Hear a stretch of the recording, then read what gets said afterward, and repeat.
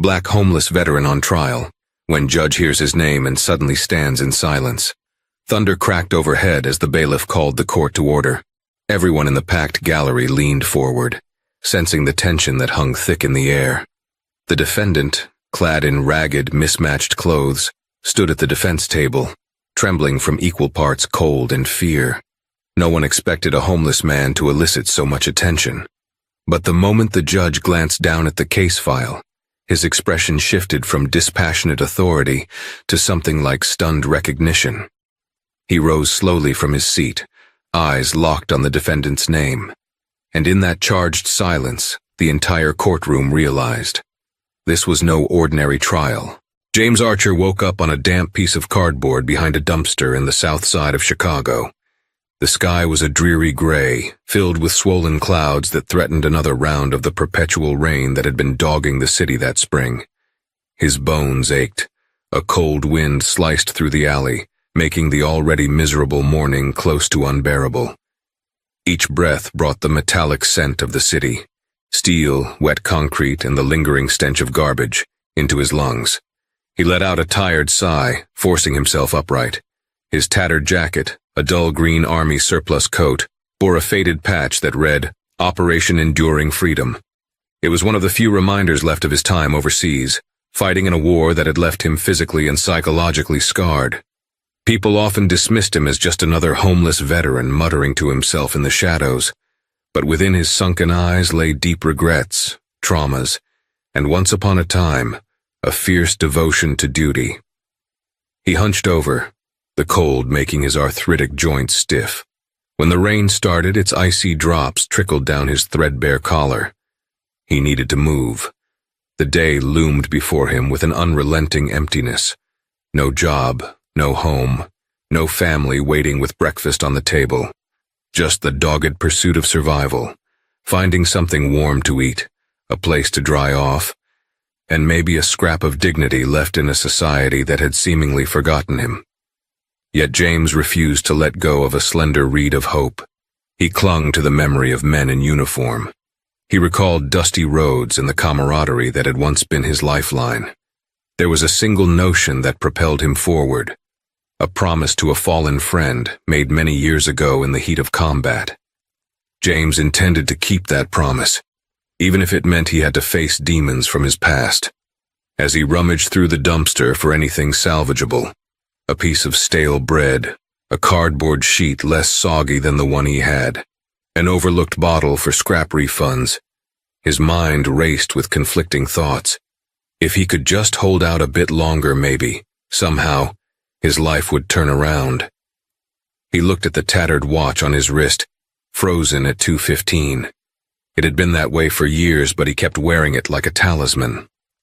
The watch belonged to a fellow soldier who died saving James in Afghanistan. Its broken face was a constant reminder that life could stop at any moment. The least he could do was keep going, even if that meant inching through life one painful step at a time. Downtown Chicago brimmed with urgency that morning. Business people scurried with umbrellas in hand, hurrying along wet sidewalks, stepping around puddles like landmines. James drifted aimlessly through the throng, head bowed to avoid the inevitable scornful glares. On occasion, a kind soul would spare $1 or $2, but mostly he was invisible. His stomach rumbled as he passed by Manny's Cafeteria and Delicatessen, a well-known establishment on South Jefferson Street known for its famed corned beef. The tangy aroma wafted out of the sliding doors, making James's gut clench in longing. He stood outside for a moment, leaning against the building's brick exterior to shield himself from the drizzle. If he could muster a bit of courage, maybe he'd ask someone for some spare change. Yet shame kept his voice silent. He'd once been strong, courageous even, but asking for a free meal felt like a new kind of defeat. Sensing it was pointless to linger, James wandered on, turning into a narrow alley. There, a chaotic scene unfurled. A group of teenagers, looking no older than 15, had cornered a smaller boy. They shoved him against a graffiti-covered wall, rummaging in his backpack for money. James froze. Something in him stirred. an instinct from the battlefield or maybe a moral code that refused to be silenced. He shouted, "Leave him alone!" surprising even himself with the force of his voice. The teenagers turned toward him, momentarily startled by the bedraggled figure stepping out of the shadows. One of them, a boy with a black hoodie, sneered, "Mind your own business, old man." James held his ground, fists clenched. Another bully advanced, brandishing a pocket knife. James's pulse hammered in his ears. Fear flared in his chest, yet he refused to back down. He recognized that look in the teen's eyes, the arrogance of someone who felt invincible. James knew the cost of violence. He also knew that sometimes you had to stand for what was right. "Kid, you don't want to do this," James warned, trying to keep his voice steady. "It won't end well." The blade-wielding teenager lunged, aiming low. Time slowed as James instinctively sidestepped. He'd learned to fight in close quarters, but the stinging winter and his weakened body made his movement sluggish. Pain from old injuries flared as he twisted, trying to wrest the knife away. The scuffle was short but frantic. When the dust settled, the bullies fled, leaving the smaller boy cowering on the ground, tears staining his cheeks. James scooped up the backpack, handing it over gently.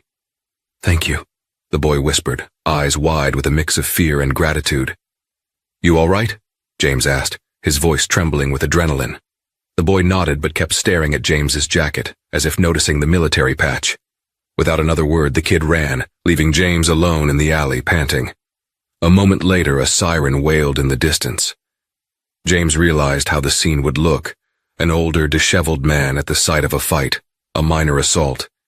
He hardly had time to gather his thoughts before a police cruiser pulled up, headlights flooding the alley. An officer emerged, gun drawn. "Freeze! Hands up!" James complied, heart hammering. Another officer came to frisk him, grabbing the worn jacket. "There's a knife on the ground," the first officer shouted. "It's not mine," James said, voice shaking with frustration. Yet the officers seemed to have drawn their own conclusions. Moments later, James found himself cuffed in the back of the cruiser, watching his chance at a quiet day vanish. In the harsh neon glow of a Chicago precinct station, James Archer sat behind bars, the steel bench digging into his spine. The place was abuzz with activity. Other detainees yelling, drunks moaning, officers calling out for backups or reading off charges in monotone. Through the haze of fatigue and worry, James wondered how it had come to this. He tried explaining the situation repeatedly. The bullies had been the aggressors, and the knife wasn't his. Still, the police insisted they had a witness who saw James brandishing the weapon, even though James suspected that witness was either a bystander who misunderstood or one of the teens lying to shift blame. Memories of his service days played in his mind like an old movie reel, images of him patrolling in Kabul, sharing jokes with squad mates, and that final roadside ambush that had taken so many of his brothers in arms. He swallowed the lump in his throat. If only they knew. An officer approached, pressing a phone receiver against the bars. "You got one call, make it quick." James hesitated. Who could he call? He had no family. His mother had passed away years ago, and he had no siblings. His ex-wife left with their daughter when he was still overseas, and the last he heard they'd moved to New York. He had no idea how to reach them, yet one name flashed in his mind. Martin Fletcher, a fellow veteran who ran a small non-profit helping ex-soldiers get back on their feet. They'd crossed paths a few times at a soup kitchen. Martin had slipped him a card saying, "Call me if you ever need a hand." With trembling fingers, James dialed the number, each ring a countdown on his fading hope. Finally, a groggy voice answered. "Martin Fletcher speaking." James swallowed hard. "It's Archer, James Archer. Sorry to call so late." There was a moment of silence, then Martin's tone steadied. "James, what's going on?" Briefly, James explained the situation, each word laced with shame. Martin asked for the station's address. "Stay put. I'll see what I can do," Martin said, voice firm with resolve. Though James felt marginally relieved that someone believed him, or at least cared enough to listen, a dull dread sank into his gut. This was serious. There were assault charges, possibly weapons charges. Given his record of petty infractions, trespassing, loitering, he worried it might not end well. He hung up the phone and the officer pulled it away. The cold metal of the bench felt harsher than before. James rubbed his wrists, still sore from the handcuffs. He raised his eyes to the dusty ceiling, as if in silent prayer. For the first time in a long while, he prayed for mercy, not just from a judge, but from fate itself. Days later, James was escorted into the Cook County Courthouse for his hearing. It was a mammoth building, all imposing marble columns and polished floors.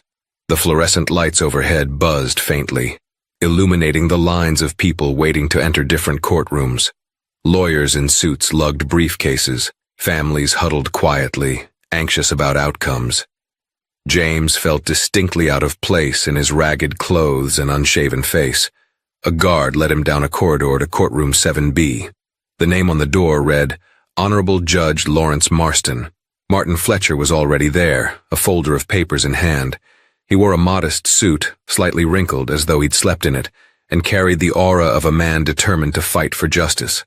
Despite Martin's presence, James's nerves frayed. He could almost hear the stifled whispers from people in the gallery. When the bailiff announced the case, James was nudged to the defense table. Martin stood beside him, glancing at the prosecutor's side. Their official stance was that James had been caught with a weapon while assaulting minors. It sounded damning, even though it was far from the truth. Judge Marston, a tall man with gray hair combed neatly back, scanned the documents before him. He looked ordinary enough at first glance, but the lines around his eyes suggested a man who had seen far too much heartbreak from the bench. The hearing began in the usual fashion. The prosecution laid out the charges: assault with a deadly weapon, resisting arrest. James clenched his fists, feeling each accusation like a punch to the gut. Martin interjected, explaining that James had stepped in to protect a victim of bullying and that the knife belonged to the aggressors. The judge listened intently, occasionally jotting notes. Eventually he peered at the defendant. Mr. Archer, do you have anything to say for yourself? James hesitated. His throat felt like sandpaper. Your Honor, He paused, a swirl of emotions threatening to overwhelm him. I only wanted to stop those kids from hurting someone. I have no reason to carry a knife. Judge Marston nodded once and looked down at the case file again. Suddenly something seemed to catch his eye. His posture stiffened. Carefully he lifted a paper from the file. Is your full name James Jonathan Archer? The judge asked, voice lower now. Yes, Your Honor. James replied, a tremor in his words. The judge froze, eyes widening. A fleeting expression of shock and something akin to recognition crossed his face. Silence enveloped the courtroom. Even the murmuring from the gallery ceased. For a split second, Judge Marston seemed to lose his judicial composure, his face paling as though he'd seen a ghost. In one deliberate motion, Judge Marston stood, stepping away from the bench. The entire courtroom held its breath. No one expected a judge to stand during a hearing. The bailiff looked uncertain. The gallery leaned forward, anticipating something extraordinary. Judge Marston lifted his gaze to James, searching, as if verifying a memory. Slowly he removed his glasses. Mr. Archer, the judge's voice quavered. Where did you serve? James swallowed hard. Afghanistan, sir. Operation Enduring Freedom from 2009 to 2012. The judge exhaled sharply. He began, but trailed off. Then he composed himself. Bailiff, I'd like to call a short recess. Counsel, approach my chambers. The gavel hit the sound block. Shocked whispers rippled across the room. Martin glanced at James, who looked equally bewildered. The judge never explained why he'd stood so abruptly or why he'd recognized James's name. But in that charged moment, it was evident that James Archer was not just another homeless defendant. The judge's chambers were modest. Tall bookshelves lined the walls, filled with legal tomes, and the faint scent of old paper hung in the air. Judge Marston gestured for Martin, the prosecutor, and James to enter. Once the door closed, the judge turned toward James, eyes filled with a mix of sorrow and respect. "Mr. Archer, do you recall a Lieutenant Samuel Marston?" James's heart kicked into a sprint. The name rang like a distant bell, echoing from the darkest corners of his memory.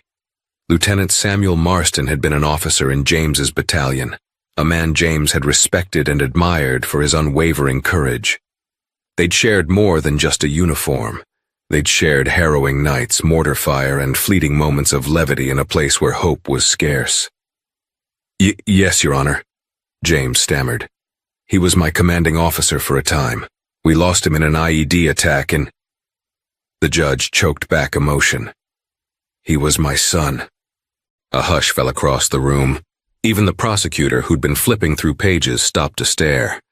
Martin's hand froze over his folder. James's mouth went dry. He didn't know what to say to a father who had lost his son. Judge Marston removed his glasses and rubbed his temples. "I recognized your name from the casualty report and letters Sam used to send home.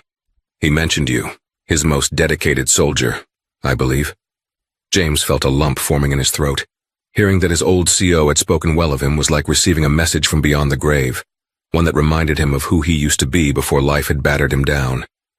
"I'm so sorry for your loss," James managed, his voice raw. "Lieutenant Marston saved my life more than once. I owe him everything." The judge pursed his lips, fighting tears. "He wrote about you surviving that final explosion. I never knew what happened to you after." James bowed his head. "Things fell apart, sir. I got hit with an honorable discharge after I was injured. Then came bills, the nightmares, losing my family. Life just got hard." Tension thickened in the room. The judge drew a shaky breath. "This trial, these charges, they're serious, Mr. Archer, but I need to know the truth." Martin cleared his throat, stepping in. "Your Honor, we maintain that James was trying to defend a young boy from bullies. The weapon was not his. We have one witness's testimony that conflicts with the officer's statements, but we need more time to gather additional evidence or find the boy. He ran off before the police got names." The prosecutor looked conflicted, glancing between Judge Marston and James. She spoke softly. "If it's true that Mr. Archer intervened to protect someone, these charges might be reduced or dismissed, but we have to verify that." Judge Marston nodded, his face etched with a poignant mix of sadness and resolve. "I won't preside over this case due to the personal connection. I'll recuse myself.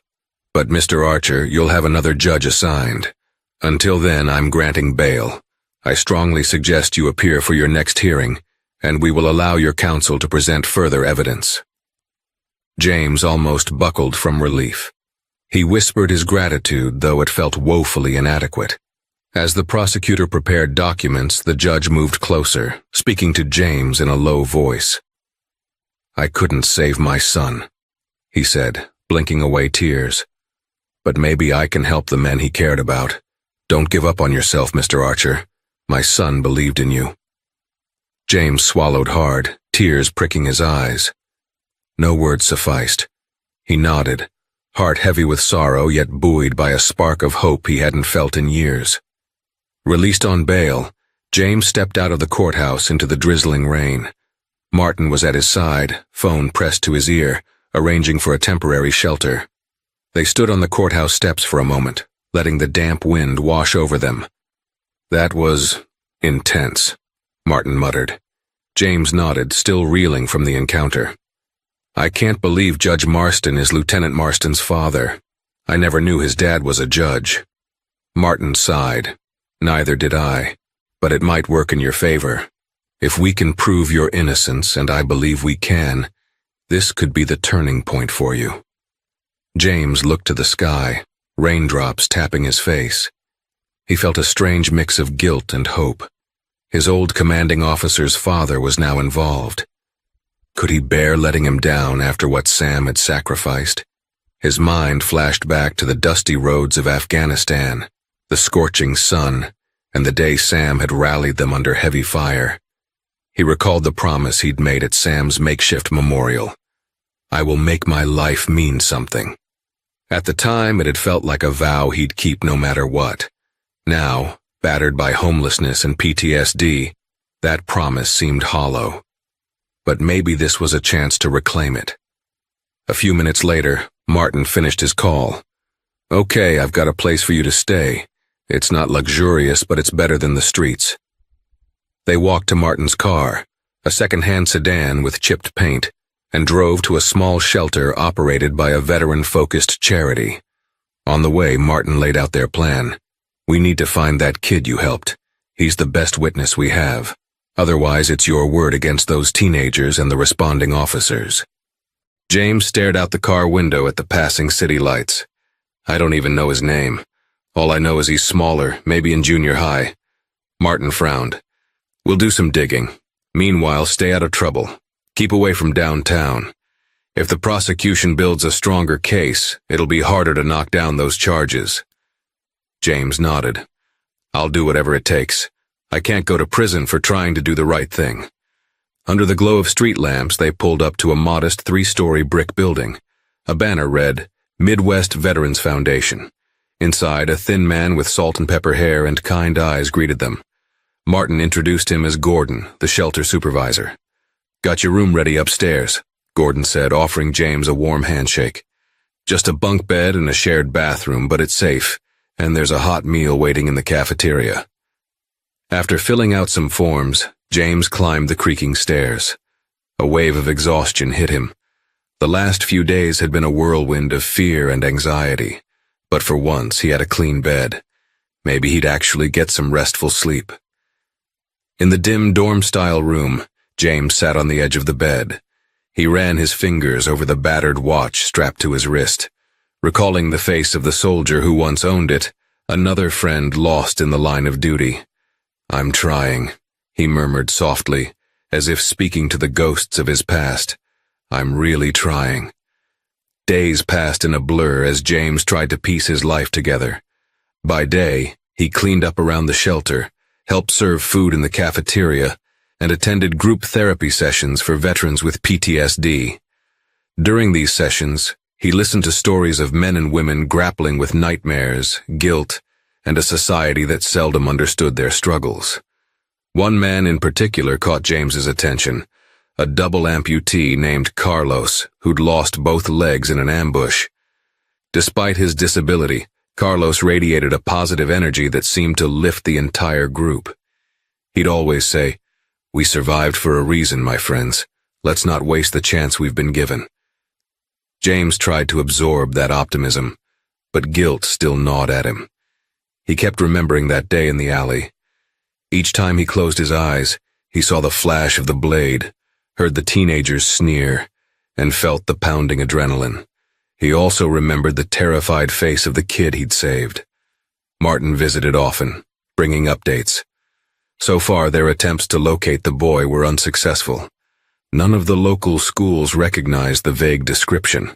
The police refused to help because, as the prosecution argued, the alleged victim was unidentifiable. "Our best bet might be security footage," Martin explained one afternoon, flipping through notes at a cafeteria table. "I've subpoenaed the camera feeds from nearby buildings, but it's taking time." James cradled a paper cup of coffee, wishing he had something stronger. "So it's back to the waiting game?" "Pretty much," Martin replied. "Until then, the case remains in limbo. We might get a break with the camera footage, or the kid might come forward." James exhaled, frustration mounting. "If that footage doesn't show the fight clearly, or if that kid doesn't come forward, what then?" "We'll keep fighting," Martin said, voice resolute. "I'm not giving up." Outside, the sky was clear for once, sunlight glinting off the building's windows. James stared at the blue expanse, remembering how, in Afghanistan, a clear day often meant a hail of bullets. Here it was just a reminder of better possibilities. Before Martin left, he handed James a business card for a local therapist.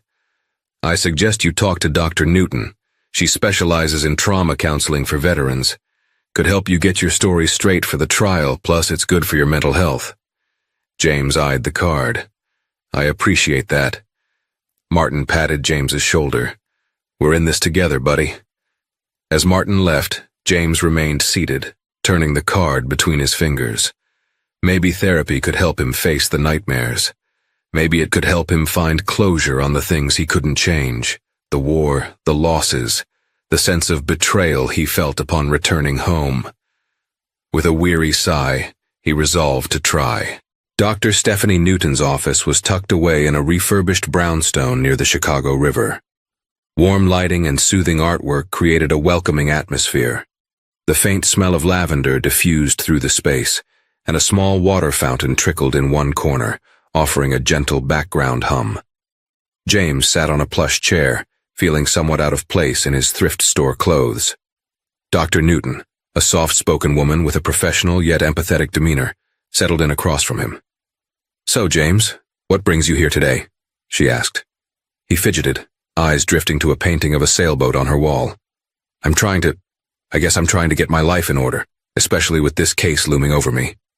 "Martin Fletcher told me a bit," she said. "We don't have to talk about the case if you don't want to, but it might help to discuss the circumstances around your PTSD. James nodded, picking at a loose thread on his jacket.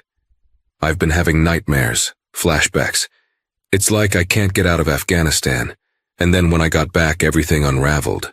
My marriage, my job prospects, my home. I ended up on the streets." Dr. Newton listened quietly, letting James speak without interruption. He talked about the injuries, both visible and invisible, about the guilt he felt surviving while friends like Sam Marston didn't, about the promise he'd made at Sam's grave. And now, the shock of meeting Sam's father on the bench. Tears burned the corners of his eyes. "I should have died with them," he choked, voice trembling. "The fact I'm alive, it sometimes feels like punishment, and I haven't done anything worthwhile since returning." Silence settled, broken only by the gentle fountain. Dr. Newton leaned forward, sympathy glowing in her eyes. "You're not worthless, James. The path life takes us on after war is complicated. Survivor's guilt is a heavy burden, but it doesn't define your worth." He nodded, though the words felt distant. She continued, "Regarding your case, it seems you acted out of a moral impulse to protect someone vulnerable. That suggests you still hold on to your integrity, your sense of duty. Perhaps that is something you can build upon." James wiped his eyes, the tears surprising him. "Thank you," he whispered. They spent the rest of the session discussing coping techniques for anxiety and nightmares. Dr. Newton encouraged him to keep a journal, to track his triggers, and to practice grounding exercises whenever old traumas resurfaced. By the time the session ended, James felt both drained and oddly lighter, as if he'd set down a piece of the heavy load he'd been carrying for years. Outside, he inhaled the crisp air, noticing that spring was gradually blossoming into early summer. The city, though still bustling and harsh in many ways, seemed just a bit more inviting. Time was running. The next court date loomed, and Martin's attempts to get the security footage were met with bureaucratic delays. One day, as James was helping Carlos wheel himself into the cafeteria at the shelter, Martin burst in, waving a piece of paper. "They found some footage," he announced breathlessly. James's heart leapt. "Does it show what really happened?" Martin shrugged, excitement tempered by caution. "Haven't seen it yet. They just gave me a letter stating the footage was recovered and that we can view it tomorrow at a city records office."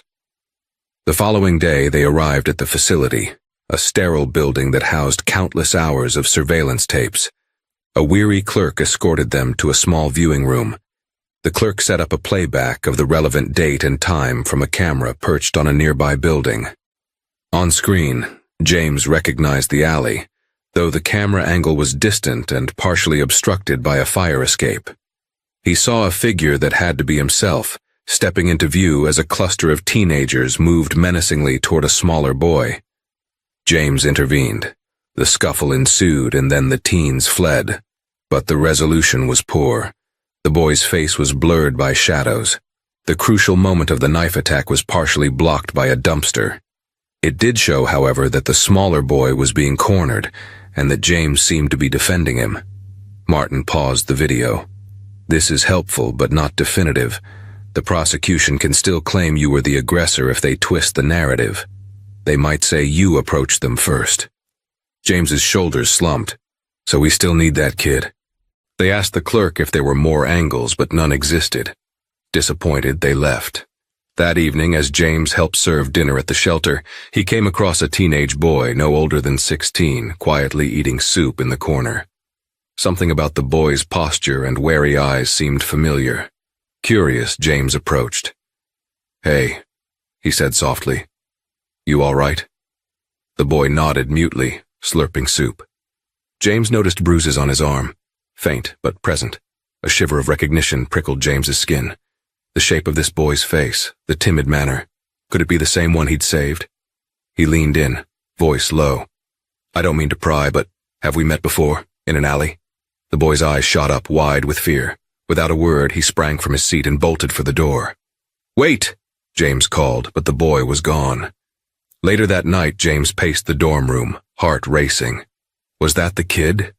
He replayed the face in his mind, convinced it was the same. But why was he here at the shelter? Did he run away from home? Was he living on the streets too? He told Martin, who insisted they search the shelter records. Yet the boy hadn't officially checked in. He must have slipped in for a quick meal. The next few days, James kept a vigilant watch, hoping the boy would return. While the search for the mystery boy continued, James found himself increasingly restless. He took late-night walks around the block, haunted by the possibility that the boy was still out there, vulnerable and alone.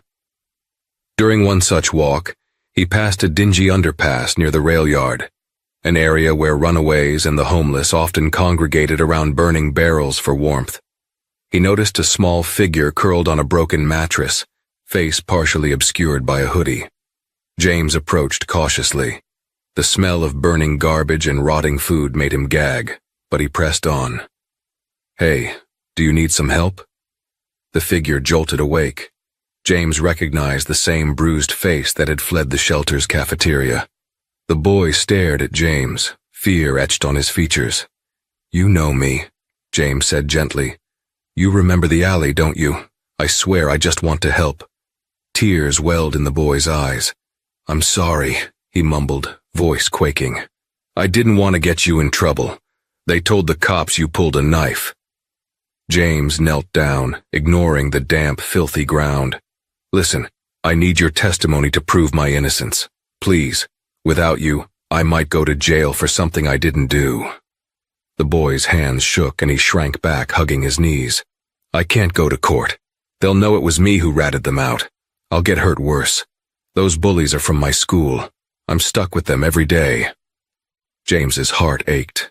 He remembered feeling powerless in a war zone, pinned down with no way out. "You can't live like this. Let me help you." The boy shook his head frantically. "No, I can't.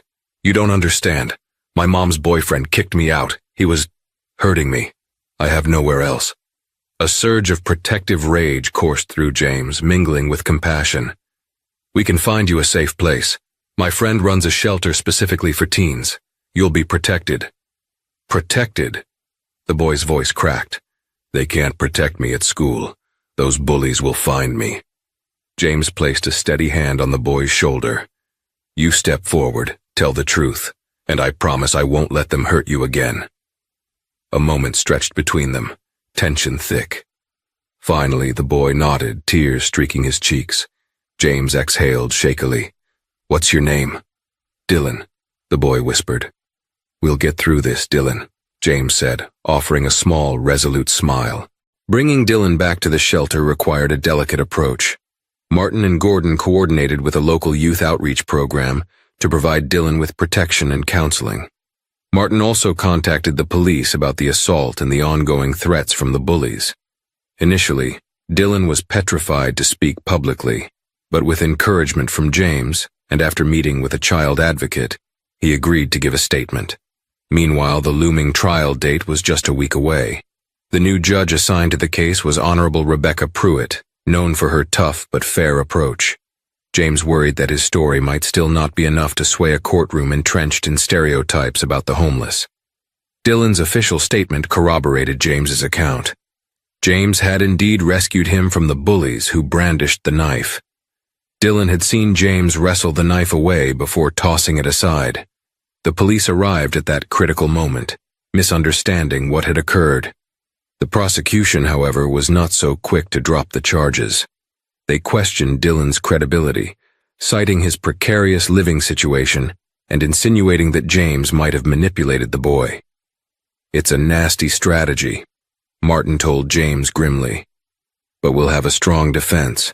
With the CCTV footage plus Dylan's testimony, I like our chances."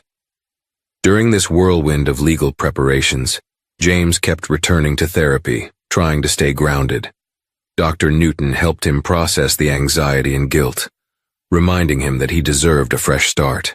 "You're not defined by your homelessness or your trauma," she said in their final session before the trial. "You've already done the bravest thing, standing up for Dylan, despite your own hardships." James clenched his jaw. "I just wish I could do more." Dr. Newton's gentle smile was warm. "Sometimes doing what you can is enough." The day of the trial dawned clear and bright, as though nature offered a fleeting reprieve from the tensions swirling in James's mind. He dressed in donated slacks and a button-down shirt, courtesy of the shelter's resource closet. Martin straightened his collar in the courthouse hallway, offering a firm nod. "You ready?" "As I'll ever be," James replied, taking a deep, trembling breath. Courtroom 12B was even more crowded than before. Reporters had caught wind of the unusual circumstances. An ex-soldier, homeless, allegedly rescued a bullied teen while a judge with a connection to the soldier's fallen comrade recused himself.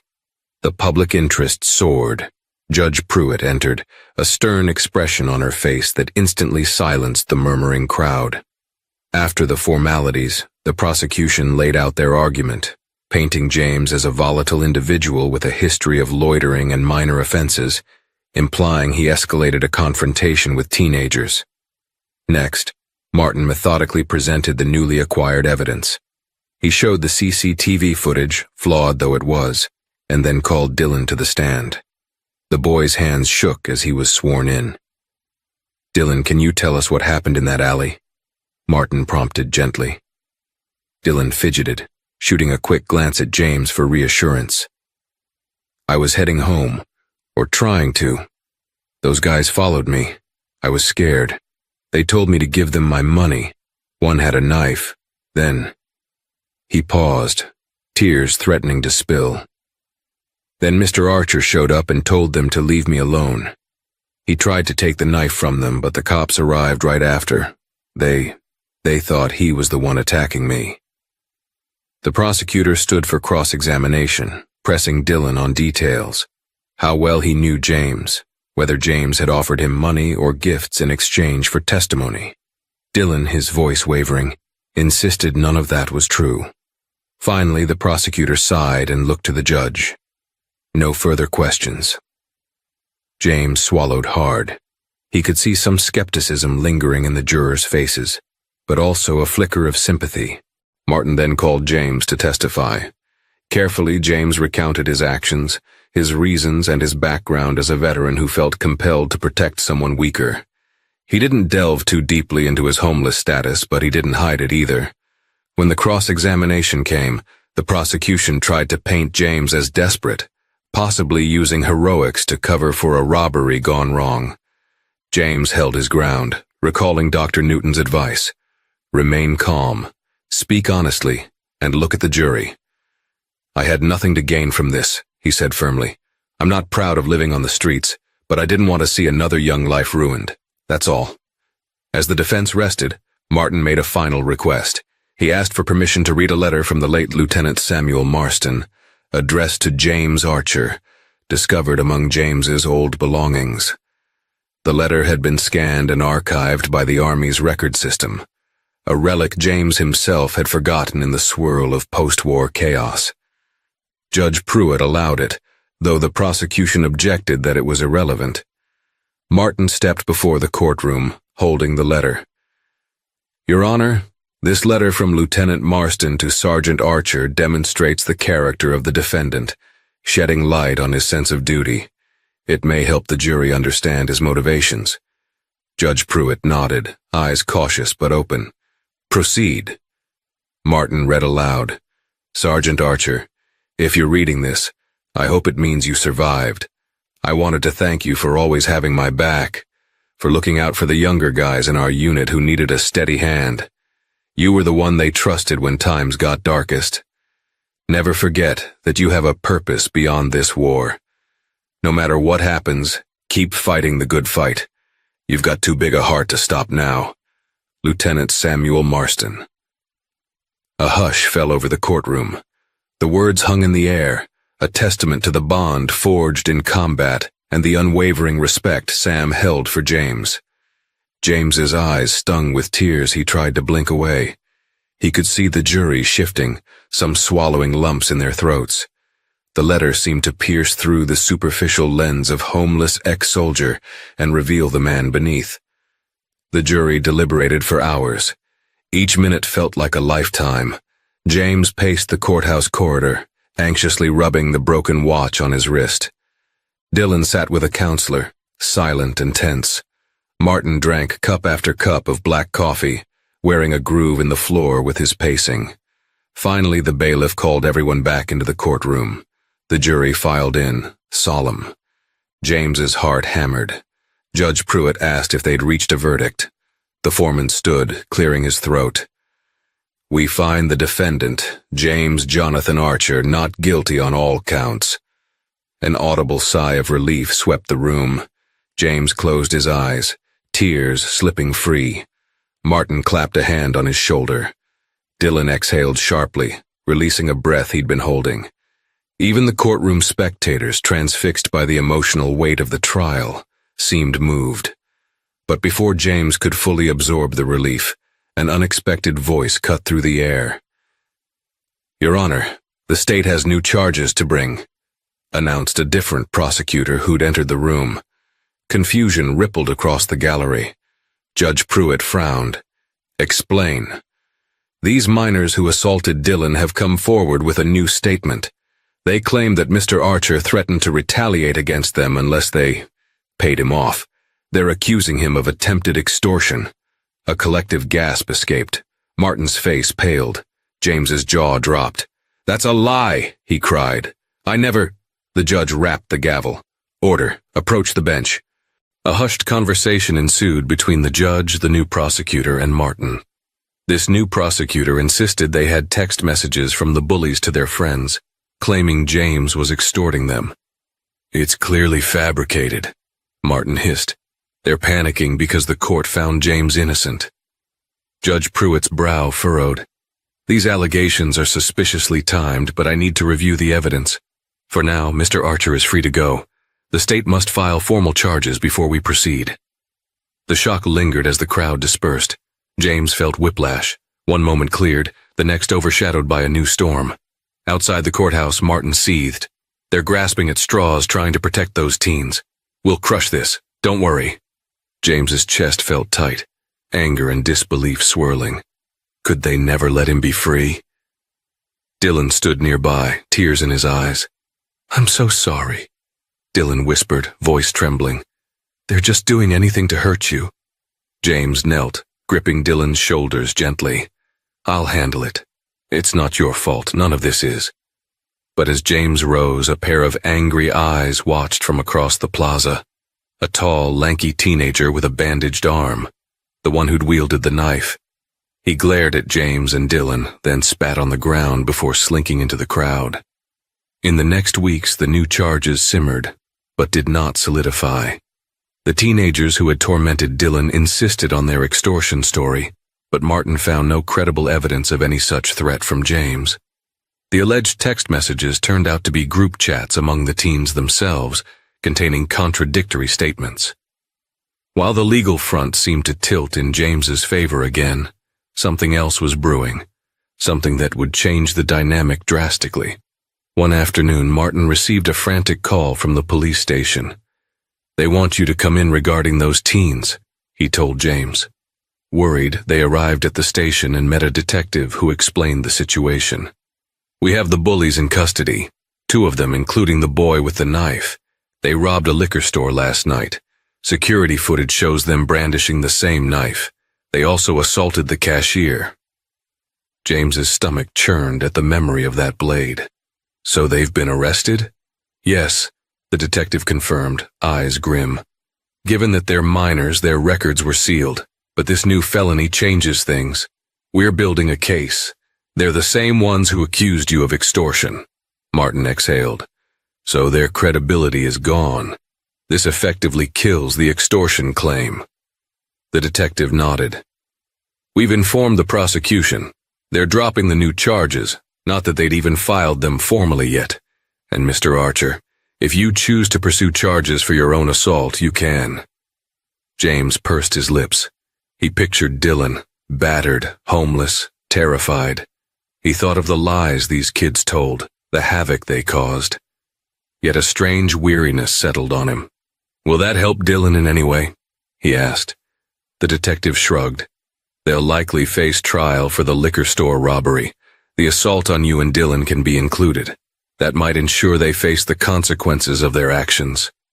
James hesitated, a swirl of emotions in his chest. Part of him wanted justice, maybe even revenge for the hardship he'd endured. But he also recalled his training, the values Sam Marston had instilled. They're just kids, James muttered, remembering the fear and anger in that teen's eyes. But I'll do what I have to for Dylan's sake. Martin placed a reassuring hand on James's shoulder. We'll talk it over with Dylan's advocate. Figure out what's best. In the end, the unstoppable momentum of karma had caught up to these young aggressors. Their attempt to frame James had backfired, leading them into a more serious crime.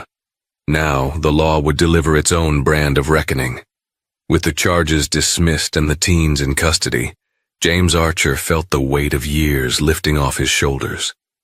For the first time since returning from Afghanistan, he sensed a genuine chance to rebuild his life. He continued therapy sessions with Dr. Newton, working through the nightmares and guilt. Each time he emerged feeling a bit stronger, more capable of facing the challenges ahead. At the shelter, he formed bonds with other veterans, including Carlos, who invited him to help with a new outreach initiative, distributing care packages to homeless veterans living under the overpasses. One crisp morning, James joined Carlos and a few volunteers in handing out blankets, hygiene kits, and food. He encountered men and women with vacant stares that once mirrored his own hopelessness.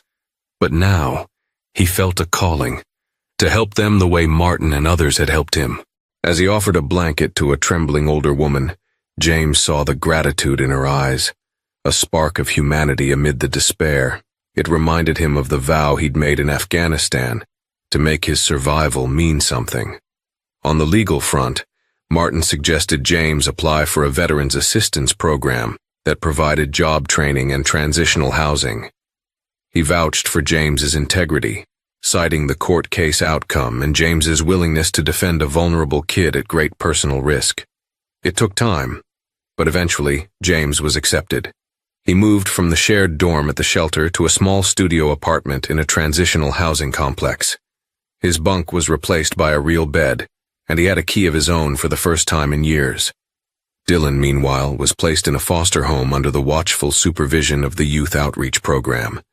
James visited often, checking on the boy's progress. Though Dylan struggled with trust issues, therapy and a stable environment helped him slowly heal. One day, Dylan showed James a drawing he'd been working on, a sketch of James in an army jacket, standing like a guardian angel in that fateful alley. James couldn't speak for a moment, the image cutting through his defenses. "It's how I remember it," Dylan said softly. "You saved me." James swallowed. "Thank you, Dylan. That means a lot." Word reached James that Judge Lawrence Marston wanted to meet him privately. Though Judge Marston had recused himself from the trial, he hadn't forgotten the homeless veteran who served under his son. They arranged to meet in the judge's chambers after official hours. James arrived, heart pounding. He found the judge alone, leaning on a dark wooden desk, staring at a framed photo of Lieutenant Sam Marston. "Mr. Archer," the judge said softly, turning to greet James, "I've been following your case. I was relieved to see you vindicated." James bowed his head respectfully. "Thank you, Your Honor." Judge Marston gestured for him to sit. "I've thought of Sam every day since we lost him. It's a wound that never truly heals. Knowing that you, one of his men, faced such hardships pains me. He believed in you, Mr. Archer. I'm proud to see you finally getting a fair shake." James's throat constricted, remembering his fallen lieutenant. Sam was the best man I knew. He deserved to come home too.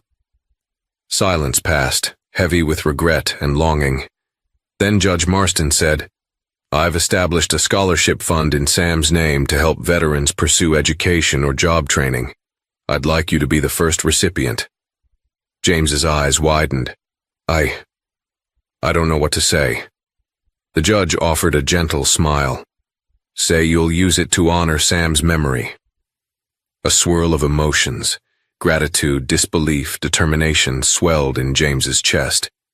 He thought of the darkest nights in Afghanistan, how Sam had kept their spirits up even when hope ran thin. This was a chance to keep that torch burning. "I will," James said, voice trembling. "I promise." In the months that followed, James enrolled in a vocational program specializing in HVAC maintenance. It was a far cry from the chaos of war, but something about fixing heating and cooling systems gave him a sense of tangible, constructive purpose. He learned the trade quickly, fueled by the memory of his fallen brothers and the people who believed in him. Sam, Judge Marston, Martin, Dr. Newton, and Dylan. Life took on a semblance of normalcy. His nightmares didn't vanish entirely, but they receded.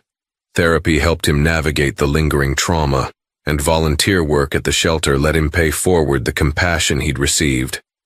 Dylan thrived in his foster home, finally able to attend school without constant fear.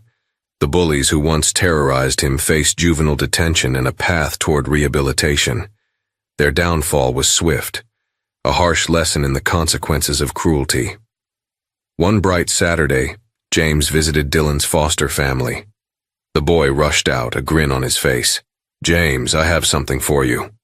He handed James a small envelope with a crisp card inside. On the front was a star, shining brightly above a silhouette of Chicago's skyline. Inside, a handwritten note. "Thank you for everything. You showed me there's still good in the world." James's vision blurred. He realized that in protecting Dylan, he'd found a part of himself he thought was lost. The soldier who once vowed to stand for what was right, no matter the cost. Months turned into a year. James completed his vocational program with honors. An HVAC company offered him a position, impressed by his work ethic and determination. He moved out of transitional housing into a modest one-bedroom apartment. One afternoon, as he was finishing an air conditioning repair at a local restaurant, he felt a tap on his shoulder. He turned to see Martin Fletcher, grinning ear to ear. "Look at you, Mr. 9 to 5, Martin teased. "How's it feel?" James chuckled. "Feels good, actually. Stable. New." Martin led him outside where a small group of people had gathered. Co-workers from the shelter, volunteers, and a few veterans James had befriended. They held a sign. "Congratulations, James Archer." Confetti popped, and James froze in astonishment. They'd organized a surprise celebration for him, commemorating his new job and the strides he'd made in recovery. Carlos rolled forward in his wheelchair, handing James a plaque. It read, "To James Archer, for proving that resilience, honor, and compassion can triumph over life's hardest trials." He stared at the words, his chest tight with emotion.